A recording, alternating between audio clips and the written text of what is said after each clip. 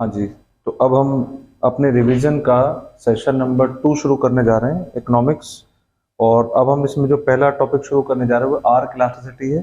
पहले हम उस कॉन्सेप्ट को समझेंगे, उसके बाद उससे रिलेटेड न्यूमेरिकल अटेम्प्ट करेंगे। तो जैसे हमारा क्वेश्चन नंबर 22 शुरू हो गया, उसमें लिखा है यूज आर्क इलास्टिसिटी मेथड। तो पहले इसको समझते हैं, ये बाकी मेथड से अलग कैसे है। हमने प्रपोर्शनेट और परसेंटेज मेथड पढ़े हुए हैं। जो हमारा सबसे पहला आपको नजर आ रहा है, ये हमारा प्रपोर्शनेट मेथड है, जिसके अंदर हम फॉर्मूला यूज करते हैं P upon Q into delta Q upon delta P। इसके बाद हम बात करते हैं परसेंटेज मेथड की, जिसके अंदर percentage change in quantity demand upon percentage change in price की बात करते हैं। ये जो दोनों मेथड हैं, ये at a point of price बात करते हैं, at a point of price, और जिसमें हम बेस प्राइस P लेते हैं, मतलब ओरिजिनल प्राइस जो प्रीवियस प्राइस है उसको हम बेस प्राइस लेते हैं। लेकिन आर्क मेथड थोड़ा अलग है। आर्क मेथड कहता है कि यहाँ पे जो चेंज होगा वो हम एक प्राइस को बेस प्राइस नहीं लेंगे, हम एक ड्यूरेशन के लिए इलास्टिसिटी निकालेंगे। हम at a point of price नहीं जाना चाहते, हम for a change of price जाना चाहते हैं। तो आर्क मेथड के अंदर हम क्या करने वाले हैं, P और P1 को, मतलब जो हम पहले P1 कहते हैं, हम दो प्राइजेस का एवरेज लेंगे। तो हमारा जो फॉर्मूला है प्रपोर्शनेट, उसमें क्या चेंज आने वाला है कि ये ओरिजिनल प्राइस और ओरिजिनल क्वांटिटी की बात करता था। अब जो है वो P1 और P2, मतलब दोनों प्राइजेस का एवरेज हम लेंगे। तो हमारी जो फॉर्मूला नजर आएगा वो कैसा होगा, हमारे पास ये होगा P1 प्लस P2 का एवरेज और Q1 प्लस Q2 का एवरेज। अब हमें एग्जाम में क्या करना है, वैसे फॉर्मूले में क्योंकि दोनों एवरेज है, मतलब डिवाइड बाय 2, तो दोनों को अगर सॉल्व करें तो डेनोमिनेटर से 2 हट जाता है, और तो फॉर्मूला हमारा कैसा नजर आएगा, P1 plus P2 upon Q1 plus Q2 into delta Q upon delta P। जब भी हम न्यूमेरिकल क्वेश्चन अटेम्प्ट करेंगे तो हम डायरेक्ट फॉर्मूला लगाएंगे, क्योंकि ज्यादा बड़ा फॉर्मूले से सॉल्व करेंगे ज्यादा टाइम लगेगा। लेकिन अगर हमारा क्वेश्चन हमसे फॉर्मूला पूछता है कि इनमें से कौन सा फॉर्मूला आर्क का है, तो आपको ध्यान रखना है ये दोनों जो हैं ये एवरेज से आए हैं। लेकिन क्योंकि दोनों में 2 है तो दोनों कैंसिल हो जाते हैं, तो 2 का इफेक्ट खत्म हो जाता है। अगर हमें ये लॉजिक क्लियर हो गया तो अब हम आर्क मेथड की तरफ चलते हैं। Suppose the price of movie scene at a theatre rises from 120 to 200%। जो मूवी थिएटर है उसमें पहले जो टिकट का प्राइस था 120 रुपए था, अब 200 रुपए हो गया, जिसकी वजह से आपने देखा कि जो डिमांड है वो 300 से 200% रह गई है। सबसे पहले आर्क मेथड जनरली यूज कहां होता है, हमने पढ़ा था पॉइंट मेथड, हमने उसमें डिस्कस किया था जहां पे प्राइस में वेरिएशन बहुत कम हो वहां पे पॉइंट मेथड लगेगा। वैसे ही आर्क मेथड कहां पे लगेगा, जहां पे प्राइस में जो वेरिएशन है वो लार्ज हो, मतलब ज्यादा हो, प्राइस का वेरिएशन लार्ज मैग्नीट्यूड का होगा, उस केस में हम क्या लगाएंगे, आर्क मेथड। तो हमें वैसे तो क्वेश्चन ने आपको ये ध्यान ही नहीं देना है कि कम और ज्यादा चेंज है, आपको क्वेश्चन ने मेंशन ही कर दिया आर्क मेथड, तो आप इस पर आर्क मेथड अप्लाई करेंगे। तो यहाँ पे हमारे पास P1 है 120, P2 है 200, Q है 300 और Q1 कहेंगे इसको, और Q2 है हमारे पास 200। तो आपने यहाँ पे डेल्टा P ये हमारे पास हो गया 80, और ऐसे ही डेल्टा Q हमारे पास हो गया 100। हमारा आर्क का जो फॉर्मूला है वो क्या है, P1 plus P2 upon Q1 plus Q2। बाकी जो कोफिशिएंट है वो हमारा ऐसे रहेगा, delta Q upon delta P। तो P1 P2 क्या हो गया हमारे पास, 120 प्लस 200 ये हो गया 320। ऐसे ही Q1 Q2 ये हो गया दोनों मिला के 500। डेल्टा Q हमारे पास जो चेंज है वो है 100, और जो चेंज इन प्राइस है वो हमारे पास है 80। इसको सॉल्व करते हैं तो this is 4 upon 5 which is 0.8 and answer is point B. हमेशा ध्यान रखना है आर्क मेथड से और प्रोपोर्शनेट मेथड से कभी कभी आंसर सेम आते हैं, कभी कभी आंसर डिफरेंट आते हैं। तो आप कोई भी बच्चा गलती ना करे कि आर्क मेथड लगाया, आप घर से प्रैक्टिस करके गए प्रोपोर्शनेट की और गलती से आपका कोई आंसर मैच हो गया, तो आप ये ना माने कि आर्क और प्रोपोर्शनेट से आंसर सेम आएगा। आर्क का आंसर प्रोपोर्शनेट का आंसर कभी सेम भी हो सकता है और कभी डिफरेंट भी। उसका रीजन ये है कि जो इफेक्ट है ये वाला, और जो हम पुराना फॉर्मूला पढ़ते थे जिसको हम P अपॉन Q कहते थे, कई बार इनकी न्यूमरेटर अपॉन डेनोमिनेटर वैल्यू इसकी और इसकी वैल्यू सेम आ जाती है, सिर्फ उस केस में हमारा आंसर इसके इक्वल होगा, मतलब आर्क और प्रोपोर्शनेट बराबर होगा। तो गलत अजम्पशन से पेपर में हम नहीं जाएंगे। तो 0.8 हमारा आंसर हो गया। नेक्स्ट क्वेश्चन भी हमारा आर्क का ही है। तो अगेन हमें बोला गया है कि जो प्राइस है वो रिड्यूस हो गए हैं 300 से 200, तो ये हमारे पास हो गया P1, ये हो गया P2। फिर जो क्वांटिटी है, डिमांड है, वो डिक्रीज होगी, तो Q1 और ये हो गया Q2। तो हमारा फॉर्मूला बना P1 plus P2 upon Q1 plus Q2 into delta quantity, मतलब change in quantity upon change in price.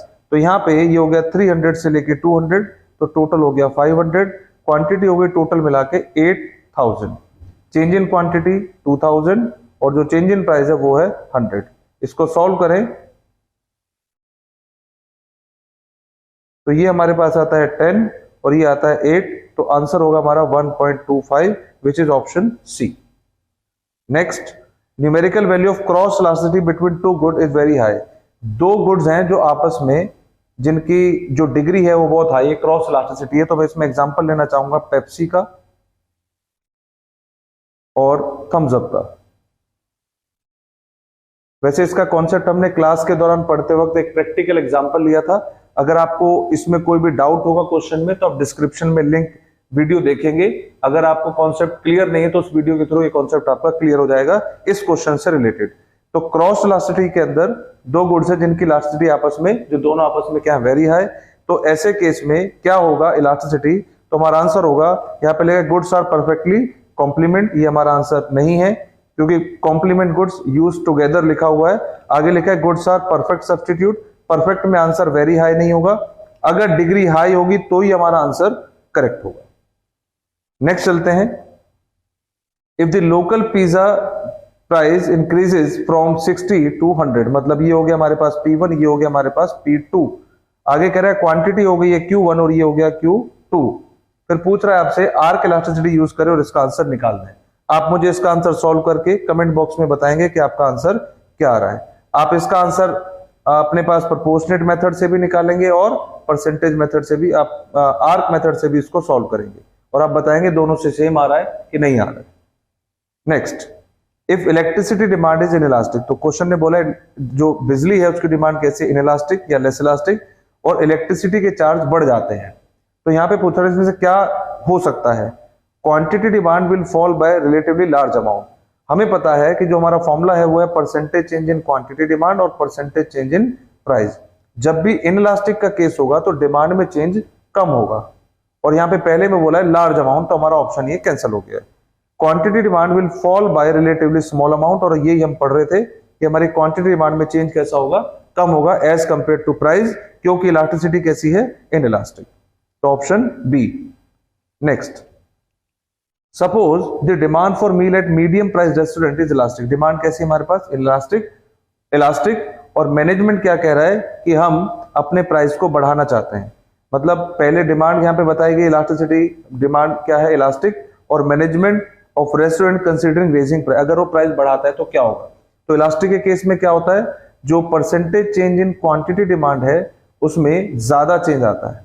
तो ऐसी बात कहां लिखी है वो देखते हैं। लिखा है large fall in quantity demand, क्योंकि आप क्या कर रहे हैं, प्राइस को बढ़ा रहे हैं, तो क्वांटिटी डिमांडेड में चेंज ज्यादा होगा। यहाँ पे सिर्फ लिखा है डिमांड, तो हम खाली वाले डिमांड पॉइंट, जब प्राइस में चेंज आता है तो क्वांटिटी वर्ड को हमें हाईलाइट करना है। ये वाला पोर्शन हमारा ऑप्शन नहीं है। ऑल्दो दोनों क्लोज आंसर है, पर आपको पॉइंट पता होगा, क्वांटिटी होगा तो ही हमारा आंसर करेक्ट होगा। नेक्स्ट लिखा है स्मॉल फॉल, ये इनइलास्टिक के केस में होता है, हमारा क्वेश्चन इलास्टिक है। वैसे ही खाली डिमांड लिखा है, ये भी ऑप्शन कट हो गया, तो हम डायरेक्ट अपने ऑप्शन ए हमारा आंसर है। पॉइंट इलास्टिसिटी कब यूजफुल है, ये हमने पढ़ा था, जब प्राइस में बहुत कम चेंज हो। तो लिखा हुआ है, अब ये क्वेश्चन पे आप डबल स्टार जरूर लगाएंगे।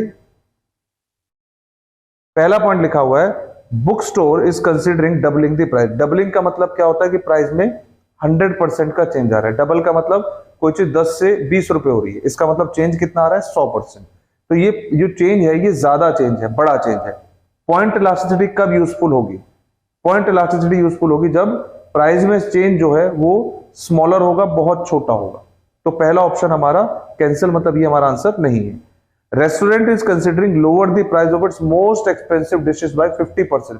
50% भी बड़ा चेंज है, तो ये भी हमारा आंसर नहीं है। तीसरा बोल रहा है एक ऑटो प्रोड्यूसर है जो इंटरेस्टेड है ये जानने में कि अगर कंज्यूमर का रिस्पॉन्स क्या होगा अगर कार के जो दाम है वो 100 रुपए से कम हो जाए। अब देखो कार कितने की आती है ये हमें पता है, अगर कार का दाम 100 रुपए कम हो जाए तो मुझे लगता है डिमांड में बहुत ज्यादा चेंज आने वाला है। तो यहाँ पे एक कार, अगर हम सबसे सस्ती कार की बात भी करें तो 5 लाख से ऊपर की होगी। अगर 5 लाख की कार में 100 रुपए कम हो जाए तो ये प्राइस में बहुत छोटा चेंज है और इसीलिए इस चेंज को निकालने के लिए कौन सा मेथड यूजफुल होगा, वो होगा पॉइंट इलास्टिसिटी। मैं रिपीट कर दूं, question number 28 double star mark कर लें, अच्छे से इसको पढ़ के जाए, ये एग्जाम में पूछा जाता है। अब हमने जितने भी मेथड पढ़े थे उसमें अब हम वापस से आ रहे हैं अपने एक्सपेंडिचर मेथड पे, और मैंने शुरू से आपको बताया इससे 2 से 3 क्वेश्चन जरूर आते हैं। अब क्वेश्चन में क्या लिखा है, decrease in price will result in increase in total revenue. पहले तो हम रेवेन्यू देख के ये नहीं कहेंगे कि हमारा नया मेथड आ गया है, क्योंकि हम आपने यहाँ पे हमें एक्सपेंडिचर लिखाया था।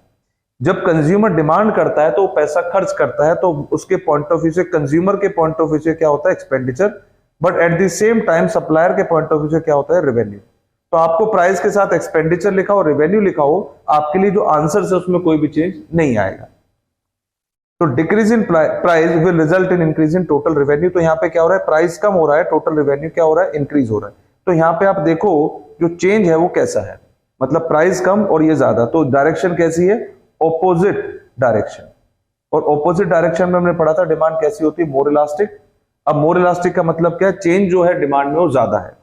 चलिए, तो यहां पे लिखा है percentage change in quantity demand is less than percentage change in price. इस केस में हमारी डिमांड होती है इन इलास्टिक और हमारा ऊपर रिलेशन किसका रहा है, इलास्टिक। ये ऑप्शन नहीं है। Percentage change in quantity demand is greater than percentage change in price. तो यहां पे वर्ड क्या लिखा है, ग्रेटर, इसलिए हमारा ऑप्शन बी है। लेकिन आप सिर्फ ग्रेटर को ही पकड़ के आंसर ना बताएं कि ग्रेटर लिखा है तो आंसर है। कई बार अगर मैं इस क्वेश्चन की बात करूं, मैं इसको रिप्लेस कर दूं, ये वाला पॉइंट, ये जो लिखा है, इसको अगर हम फ्रंट पे ले आए और ये वाली लाइन को हम इधर ले आए, मतलब इनकी शफलिंग कर दें, तो इसका मीनिंग बदल जाएगा। अब आप इसको पढ़ेंगे तो लिखा है percentage change in price is greater than percentage change in quantity demand. तो मीनिंग ही बदल गया कि प्राइस में चेंज ज्यादा है, डिमांड में चेंज कम है, तो ये इनइलास्टिक हो गया। लेकिन अगर पहले कह रहा है percentage change in quantity demand is greater, इसका मतलब डिमांड में चेंज ज्यादा आ रहा है एज कंपेयर टू प्राइस, इसी को हम बोलते हैं मोर इलास्टिक, और यही हमारा ऑप्शन है। मैं इसी क्वेश्चन को, जैसा क्वेश्चन नंबर 29 है, बिल्कुल बच्चों को कैसे इसमें प्रॉब्लम में डाला जाता है। पहले तो क्वेश्चन नंबर आपका स्टार, डबल स्टार क्वेश्चन हो गया, इसको मार्क करें। फिर हम चलते हैं बिल्कुल ऐसा ही क्वेश्चन जब एग्जाम में दिया जाता है, तो वो मोर और लेस में बच्चों को पजल करने की कोशिश करते हैं। तो हम क्वेश्चन नंबर आते हैं 106 बिल्कुल ऐसा ही क्वेश्चन है, वो कुछ भी लेके आपको बस रिलेशन क्लियर करना है। लिखा है if the organizers of an upcoming cricket match decide to increase the ticket price, तो आपको बस ये ध्यान रखना है प्राइस क्या हो रहा है, increase, in order to raise its revenue, revenue क्या हो रहा है, बढ़ रहा है।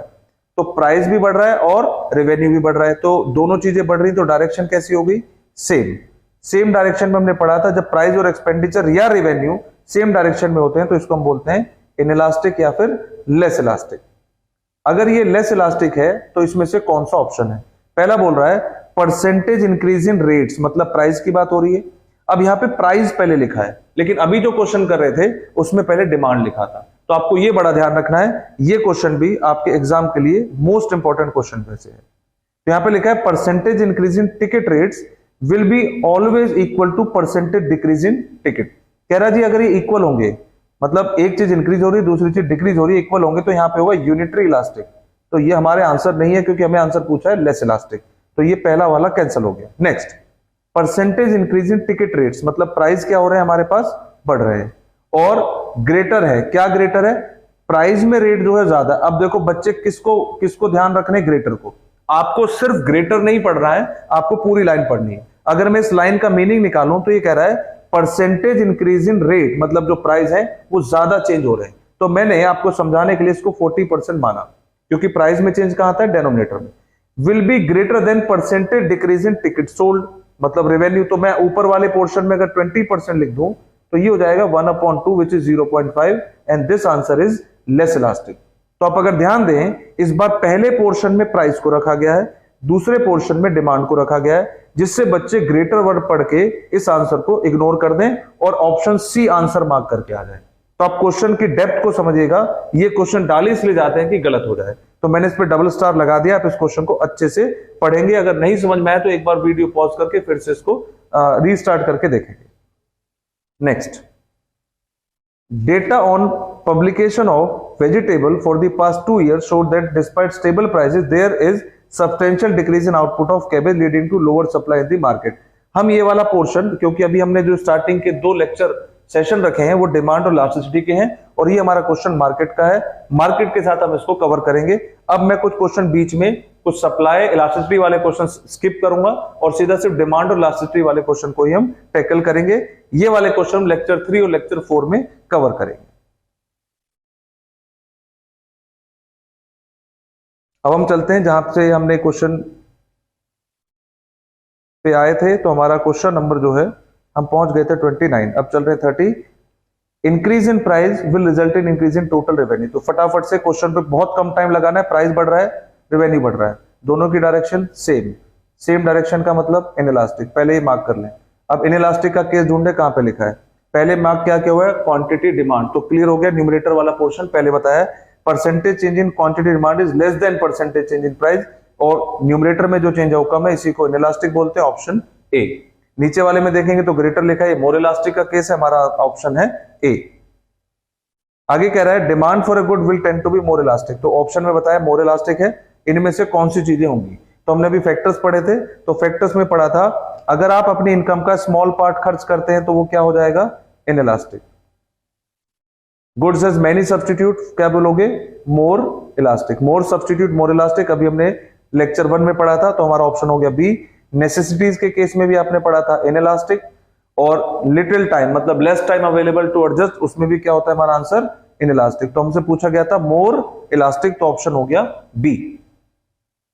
Next, demand for good will tend to be more inelastic. Star mark करें क्वेश्चन को, और मोर इनइलास्टिक की तरफ ले जा रहा है, मतलब बच्चा मोर पढ़ के सोचेगा मोर इलास्टिक, और किसी से भी ये गलती हो सकती है। अब कह रहा है जी मोर इनइलास्टिक का मतलब क्वेश्चन ये पूछना चाह रहा है इनमें से किसकी वजह से डिमांड में ज्यादा चेंज नहीं आएगा। तो गुड्स हैज मेनी सब्स्टिट्यूट, तो हमने पढ़ा था मोर सब्स्टिट्यूट मोर इलास्टिक, तो ये ऑप्शन नहीं है। गुड इज अ लग्जरी, तो गुड्स इसमें भी क्या होता है? मोर elastic. Small part of income of consumer income spend, अगर आपकी इनकम का वो स्मॉल पार्ट लेता है तो उस केस में आपकी डिमांड कैसी होती है? इनइलास्टिक, ये ऑप्शन सी है। और अगर आपके पास मोर टाइम अवेलेबल है to adjust with the new price, तो इसमें भी आपका ऑप्शन होगा मोर इलास्टिक। हमसे पूछा गया है इनइलास्टिक। इस क्वेश्चन पे डबल स्टार लगाना और इसको अंडरलाइन कर लेना। एक बार दोबारा से एग्जाम से पहले इसको हम पढ़ के जरूर जाएंगे। नेक्स्ट आर्क मेथड है, आप इसका आंसर मुझे कमेंट बॉक्स में बताएंगे कि आपका आंसर क्या आ रहा है, और साथ में प्रपोर्शनेट से मैच करेंगे। हो सकता है हमारा आंसर टैली भी कर जाए, तो इसके ऊपर भी आप नोट लिख के जरूर जाएंगे, और एक बार और एग्जाम से पहले हम इसको फिर से जरूर करेंगे। तो 33 तक हमारे डिमांड और इलास्टिसिटी के क्वेश्चन कवर हो गए हैं। इसके बाद हमारे क्वेश्चन इक्विलिब्रियम के स्टार्ट होते हैं, लेकिन बीच में हमारे फिर से डिमांड इलास्टिसिटी क्वेश्चन मिक्स होंगे। तो अब हम रेंडमली चलेंगे कि क्वेश्चन में पिक करके कि ये डिमांड का है और ये इलास्टिसिटी ऑफ डिमांड का है। ये हम लेक्चर 3 में आपका इक्विलिब्रियम वाला पोर्शन पहले कॉन्सेप्चुअल डिस्कस करेंगे, फिर इनके एमसीक्यू सॉल्व करेंगे। बिना कॉन्सेप्चुअल नॉलेज के एमसीक्यू करना हमारे लिए थोड़ा सा डिफिकल्ट होगा। अब जैसे बीच में सप्लाई के क्वेश्चन आ गए, तो अभी हमने सप्लाई कॉन्सेप्ट नहीं पढ़ा है। आगे आगे हमारे पास question in case of given goods demand curve will usually be. अब गिवन गुड्स क्या है, इसके लिए हमें कॉन्सेप्ट पढ़ना है जिसका नाम होता है exceptions to law of demand. तो हमें पढ़नी है एक्सेप्शन लॉ ऑफ डिमांड की। ये क्या कहता है कि अगर प्राइस बढ़ने से डिमांड बढ़े, जैसा हमने पढ़ा था प्राइस बढ़ने से क्वांटिटी डिमांड कम होती है, एक्सेप्शन का मतलब प्राइस बढ़ने से क्वांटिटी डिमांड बढ़ेगी, इसको हम बोलते हैं एक्सेप्शन। यहां पे कुछ ऐसे केसेस हैं जहां पे प्राइस बढ़ेंगे क्वांटिटी डिमांड भी बढ़ेगी, तो हम पहले इनको पढ़ेंगे फिर आंसर करेंगे। इसमें these are the following goods, जहां जहां पे प्राइस बढ़ने से क्वांटिटी डिमांड भी बढ़ेगी। तो सबसे पहले लिखा है कॉन्स्पिशियस गुड्स। अब इनके जितने भी नाम है हमने सारे लिस्ट बना लिए, क्वेश्चन किसी भी नाम से पूछे हम आंसर दे दें। इसको बोलते हैं प्रेस्टीज गुड्स या goods of status, snob goods और वेबलिन गुड्स। वेबलिन क्या है? ये प्रोफेसर है जिन्होंने इन गुड्स को आइडेंटिफाई किया और बताया कि इस तरीके के गुड्स भी होते हैं जो लॉ ऑफ डिमांड के बिल्कुल अगेंस्ट होते हैं। तो वेबलिन यहाँ पे प्रोफेसर हैं, बाकी सब गुड्स को अलग अलग नाम से बताया गया है। आप इसमें एडिशन भी कर सकते हैं गुड्स ऑफ स्टेटस, मतलब लोग इनको क्यों खरीदते हैं? क्योंकि इससे स्टेटस बढ़ता है सोसाइटी में। इसमें क्या होगा, प्राइस जितने ज्यादा होंगे लोग उतनी ज्यादा डिमांड करेंगे। तो यहाँ पे क्या हो रहा है, प्राइस बढ़ने से क्वांटिटी डिमांड बढ़ रही है जो लॉ ऑफ डिमांड के अगेंस्ट है। और क्वेश्चन क्या हमारा, एक्सेप्शन बताइए लॉ ऑफ डिमांड की। तो this is point number 1। Next आता है गिवन गुड्स। गिवन गुड्स क्या है? ये बिल्कुल इंफीरियर गुड जैसे ही है, लेकिन ये इंफीरियर है नहीं। मतलब मैं कह सकता हूं ये भी लो क्वालिटी प्रोडक्ट्स हैं, और इसके ऊपर एक क्वेश्चन आता है कि गिवन गुड्स और इंफीरियर गुड्स में क्या फर्क होगा, मतलब गिवन और इंफीरियर क्या है। आप मेरे साथ साथ इस नोट को जरूर लिखें और इस पे क्वेश्चन जरूर आएगा। पहले दोनों की सिमिलरिटी बता दे, दोनों की जो क्वालिटी होती है वो क्या होती है, लो क्वालिटी। तो कई बार क्वेश्चन सिमिलरिटी से पूछा जाएगा, दोनों की क्वालिटी लो है। डिफरेंस क्या है, इसमें प्राइस इफेक्ट पॉजिटिव होगा और इसमें जो हमारा प्राइस इफेक्ट है वो नेगेटिव होगा। हमारा इनकम इफेक्ट नेगेटिव होगा। बस ये इनमें एक छोटा सा डिफरेंस है। यहां पे इनकम इफेक्ट काम करता है, यहां पे प्राइस इफेक्ट काम करता है। यहां पे प्राइस इफेक्ट पॉजिटिव है इसलिए एक्सेप्शन है, यहां पे इनकम इफेक्ट नेगेटिव, ये आपका फैक्टर्स इफेक्टिंग डिमांड में जाता है। ये नोट आप जरूर करें, इससे क्वेश्चन जरूर आएगा। नेक्स्ट, फ्यूचर एक्सपेक्टेशन, ये हमने फैक्टर्स में भी पढ़ा था। अगर हम फ्यूचर में एक्सपेक्ट करें कि फ्यूचर प्राइस बढ़ने वाला है तो हम करंट डिमांड को बढ़ा देते हैं, और अगर फ्यूचर में एक्सपेक्ट करें प्राइस कम होने वाले हैं तो करंट डिमांड भी हम कम कर देते हैं, क्योंकि यहाँ पे सब कुछ डायरेक्ट हो रहा है। मतलब प्लस प्लस क्या होता है प्लस, और माइनस माइनस भी होता है प्लस, तो रिलेशन हो गया डायरेक्ट, और डायरेक्ट का मतलब है लॉ ऑफ डिमांड की एक्सेप्शन है। नेक्स्ट है इनकम्प्लीट इंफॉर्मेशन और इरेशनल बिहेवियर। जब कंज्यूमर को ज्यादा इंफॉर्मेशन नहीं होती मार्केट के प्रोडक्ट की प्राइस की, तो ज्यादा प्राइस पे ज्यादा क्वांटिटी वो खरीद के ले आता है इग्नोरेंस में। ऐसे ये स्पेकुलेटिव गुड्स, यहां पे क्या है, लोग जैसे लोग डायमंड खरीदते हैं, लैंड खरीदते हैं, शेयर्स खरीदते हैं। इसमें क्या होगा, जितने महंगे होंगे लोग ज्यादा खरीदेंगे, क्योंकि यहाँ पे पर्पस जो है वो इन्वेस्टमेंट है कि हम इसको आज खरीदें और फ्यूचर में महंगे में बेचें। इसको बोलते हैं speculative goods. Necessaries of life, जो जान बचाने के लिए जरूरी, कितनी भी महंगी क्यों ना चाहिए लोग उसको खरीदेंगे। इसलिए सारी की सारी क्या है, exception to law of demand. अब हम वापस आते हैं क्वेश्चन में, पूछ रहा है गिवन गुड्स के केस में डिमांड कर्व कैसा होगा। तो हमने भी पढ़ा कि यहाँ पे रिलेशन कैसा होगा, डायरेक्ट और पॉजिटिव। तो यहाँ पे जो डिमांड कर्व की लाइन है वो कैसी होगी, ओरिजिन से ऊपर की तरफ। इसको हम बोलते हैं अपवर्ड स्लोपिंग। वैसे डिमांड कर्व होता है डाउनवर्ड स्लोपिंग, लेकिन इन सभी केसेस में जो डिमांड का कर्व होगा वो होगा अपवर्ड स्लोपिंग। तो हमारा ऑप्शन हो गया upward sloping to the right. Right इसलिए क्योंकि लेफ्ट से शुरू होता है और राइट पे जाके खत्म होता है, तो this is upward sloping to the right. Next, अब हम जो क्वेश्चन ड्रॉप कर रहे हैं वो अदर चैप्टर्स के हैं। अब आगे कह रहा है for normal good with a downward sloping demand curve. अब गुड्स कौन से बोले हैं, नॉर्मल। तो हमें नॉर्मल में पता है इनकम इफेक्ट भी काम करता है, और कहता है जी इसका स्लोप कैसा है, with a downward sloping demand curve, इनमें से कौन सा है। तो आप क्या बताएंगे, नॉर्मली जो गुड्स होते हैं उनकी इलास्टिसिटी क्या होती है, और फिर साथ में इनकम इफेक्ट कैसा होगा। तो नॉर्मल गुड्स का आंसर क्या होता है, इनकम इलास्टिसिटी कैसी होती है, पॉजिटिव। तो नेगेटिव वाले पहले हटा देते हैं, जहां पे लिखा है इनकम इलास्टिसिटी नेगेटिव, तो नेगेटिव नहीं होगा, नेगेटिव नहीं होगा। अब दो आंसर है, पॉजिटिव और पॉजिटिव। इनमें हमारा कौन सा आंसर है, तो प्राइस इलास्टिसिटी ऑफ डिमांड क्या होती है, नेगेटिव, और इनकम इलास्टिसिटी कैसी होती है, पॉजिटिव। अब आप कहेंगे आपने तो कहा था इलास्टिसिटी नेगेटिव नहीं हो सकती। मैंने कहा प्राइस और डिमांड के रिलेशन को हम जो लिखते हैं उसको बोलते हैं price elasticity of demand is negative. ये आंसर की बात नहीं कर रहा है, रिलेशन की बात कर रहा है, और इनकम के केस में इसका रिलेशन होता है पॉजिटिव, इसलिए आंसर डी है। आप इस पे डबल स्टार मार्क करें, ये भी क्वेश्चन हमारा एग्जाम में पूछा जाएगा, इसको आप दोबारा से जरूर पढ़ेंगे।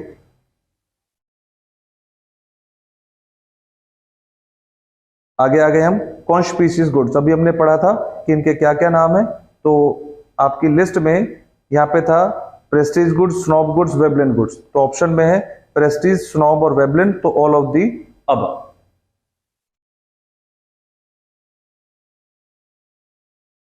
देखो जी, quantity purchase remains constant irrespective of change in income. मतलब इनकम में आप कितना भी चेंज कर लो, आपकी क्वांटिटी में कोई भी चेंज नहीं आएगा। तो पहले तो यहाँ पे वर्ड लिखा है इनकम, तो हम यहाँ पे कौन सी इलास्टिसिटी की बात कर रहे हैं, इनकम इलास्टिसिटी। तो यहाँ पे देखें, और डिमांड में कोई भी चेंज नहीं आ रहा, तो ये कौन सा हो गया, zero income elasticity of demand, क्योंकि डिमांड में कोई भी चेंज नहीं है, डिमांड इलास्टिक है ही नहीं। एज इनकम इंक्रीजेस, जब लोगों की इनकम बढ़ेगी, consumer will go for superior goods. Consumer क्या खरीदेंगे, सुपीरियर गुड्स, मतलब हाई क्वालिटी, जिसको आप नॉर्मल गुड्स भी कहते हैं। And consequently demand for inferior good fall. Income बढ़ने से नॉर्मल गुड्स की जो डिमांड है वो बढ़ती है, और इंफीरियर गुड्स की डिमांड कम होती है जब हमारी इनकम इंक्रीज होगी। तो नॉर्मल गुड्स का रिलेशन डायरेक्ट पॉजिटिव, इंफीरियर का इनडायरेक्ट और नेगेटिव। तो क्वेश्चन में लिखा हुआ है negative income elasticity of demand. फिर से क्वेश्चन पे डबल स्टार मार्क करिए। क्यों गलत होगा हमसे, क्योंकि हमारे माइंड में जाएगा कि आपने बताया था नेगेटिव इलास्टिसिटी नहीं होती है, लेकिन अगेन ये कौन सा क्या बता रहा है, इनकम और इंफीरियर गुड्स के बीच में नेगेटिव रिलेशन, तो ऑप्शन हो गया हमारा B. Next, when income increases money spent on necessary of life may not increase in the same proportion. जब आपकी इनकम बढ़ती है तो नेसेसरी गुड्स पे आपकी डिमांड उतनी ज्यादा नहीं बढ़ती है, इसको आप क्या बताएंगे, तो आप बोलेंगे इनकम इलास्टिसिटी लेस देन 1, मतलब इन इलास्टिक, क्योंकि डिमांड में ज्यादा चेंज नहीं हो रहा है।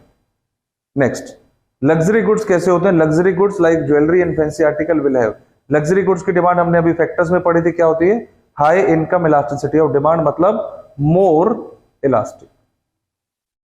Next, good which can not be consume more than once, जो एक बार से दोबारा यूज नहीं होंगे, तो कौन से होते हैं वो, नॉन ड्यूरेबल।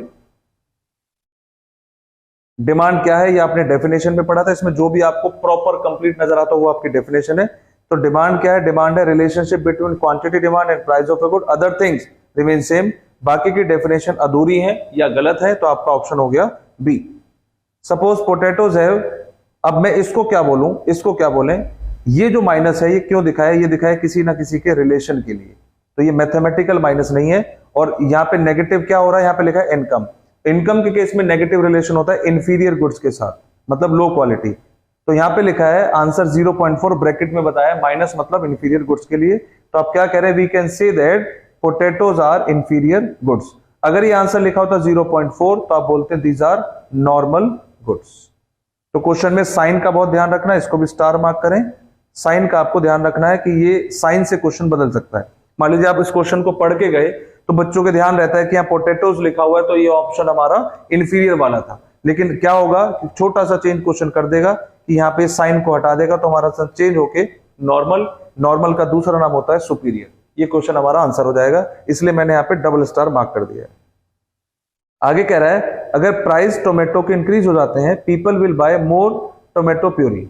अगर इस एक के प्राइस बढ़ रहे हैं तो दूसरे की डिमांड बढ़ रही है, तो ये कौन से गुड्स हैं, ये हमारे सब्स्टिट्यूट गुड्स हैं, option C. Chicken fish are substitute. आगे लिखा है the price of chicken increases demand for fish will, तो क्या होगा, डिमांड जो फिश की है वो इंक्रीज हो जाएगी और डिमांड का शिफ्ट हो जाएगा rightward, option B. Potato chips and popcorn are substitute, rise in the price of potato chips. अगर प्राइस बढ़ेंगे इसके तो डिमांड किसकी इंक्रीज होगी, पॉपकॉर्न की, तो increase the demand for popcorn and quantity of popcorn should also increase, तो option हो गया ए।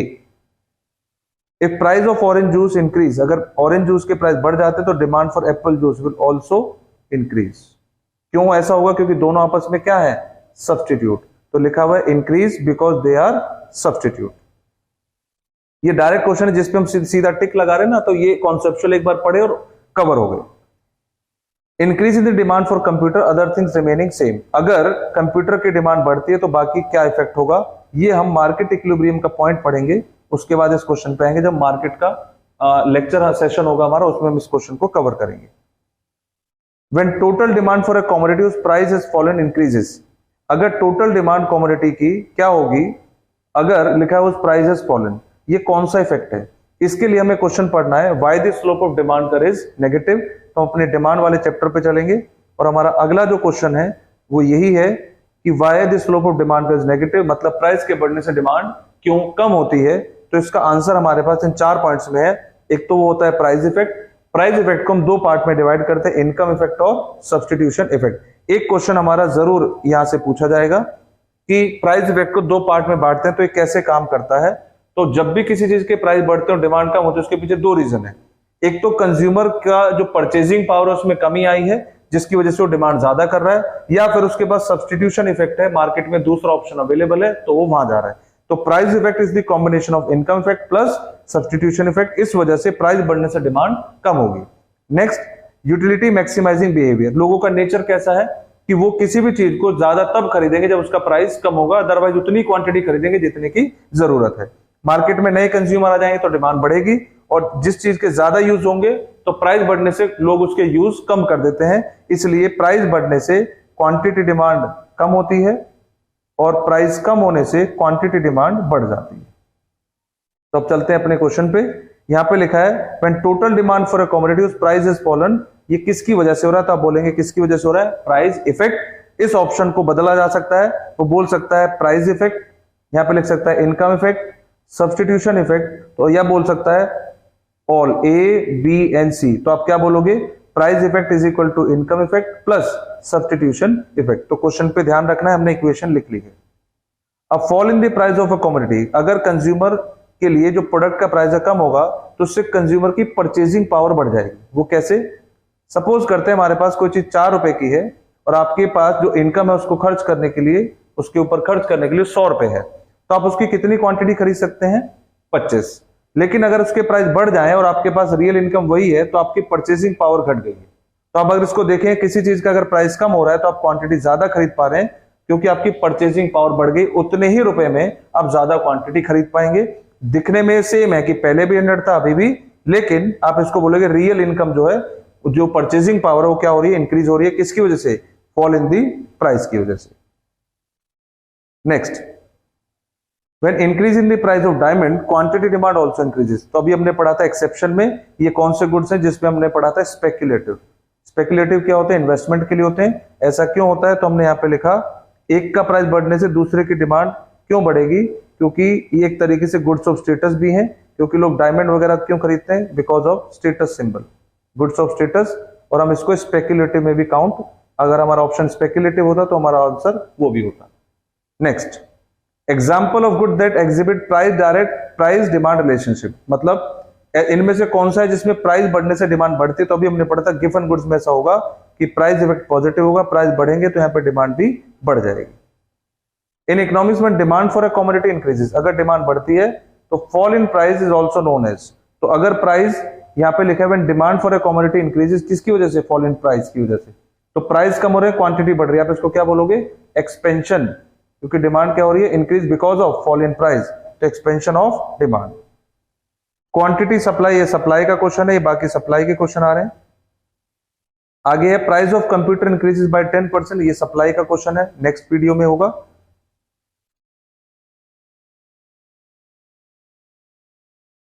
कंफर्ट, अभी हमने पढ़ा था फैक्टर्स अफेक्टिंग डिमांड, जिसमें लिखा था नेसेसरी, कंफर्ट और luxury.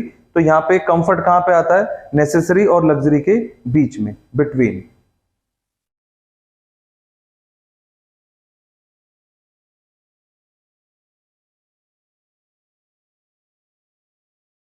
Next 88, price of a commodity 6 to 4, ये हो गया P, ये हो गया P1। क्वांटिटी डिमांड 10 to 15, ये हो गया Q, ये हो गया Q1। तो आप इसका आंसर निकालेंगे, मुझे कमेंट बॉक्स में बताएंगे इसका आंसर क्या आया है। नेक्स्ट 89, इस पे आप डबल क्या ट्रिपल स्टार मार्क कर लो, क्योंकि ऐसा क्वेश्चन अब पूछा जाने लगा है, क्योंकि ये फॉर्मूला बेस्ड नहीं है, आपको कोफिशिएंट की वैल्यू समझनी है। हमें पूछा गया है कि हमने सप्लाई फंक्शन दिया है और हमने प्राइस आपको बताया है, आप इसका इक्वेशन में यूज करें और प्राइस की वैल्यू रख के आप हमें क्वांटिटी बताएं। तो -100 + 150, तो क्वांटिटी आ गई 50। अब कह रहा है सप्लाई बता, मतलब इलास्टिसिटी ऑफ सप्लाई, तो डिमांड का भी होता तो भी हम ऐसे ही करते हैं, P/Q, delta Q upon delta P, ये हम लिखते हैं। पर हमें प्राइस पता है, प्राइस कितना है हमारे पास 15, क्वांटिटी कितनी है हमारे पास 50, जो हमने सॉल्व की। अब ये वाला जो पोर्शन जो आपको नजर आ रहा है, इसको बोलते हैं कोफिशिएंट। जो भी इक्वेशन आपको दी होगी, जो प्राइस के साथ में दिया होगा वो होगा इसका कोफिशिएंट, आप उससे कर देंगे इसको मल्टीप्लाई, और ये हो गया आपका आंसर 3, ऑप्शन डी। अब इसमें भी इंपॉर्टेंट क्वेश्चन, क्योंकि इसमें -3 भी दिया है और ये माइनस मैथमेटिकल माइनस, और क्वेश्चन हमारा किसका है, सप्लाई का है। तो सप्लाई में तो प्राइस और क्वांटिटी का रिलेशन डायरेक्ट होता है, माइनस का कोई सवाल ही नहीं है, वो प्राइस और क्वांटिटी डिमांड में होगा, तो यहां पे आंसर डायरेक्ट होगा +3। नेक्स्ट,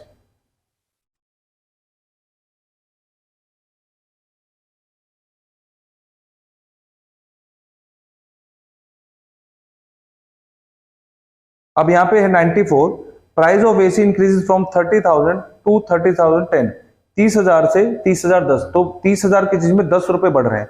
ऐसा चेंज स्मॉल चेंज है कि लार्ज चेंज है, आंसर है स्मॉल चेंज। स्मॉल चेंज के लिए कौन सा मेथड ज्यादा यूजफुल है, वो है पॉइंट इलास्टिसिटी। तो आप देखें पॉइंट इलास्टिसिटी यूजफुल होगी, क्योंकि यहाँ पे चेंज कैसा है, स्मॉल, आंसर ए। इस पे डबल स्टार मार्क करें।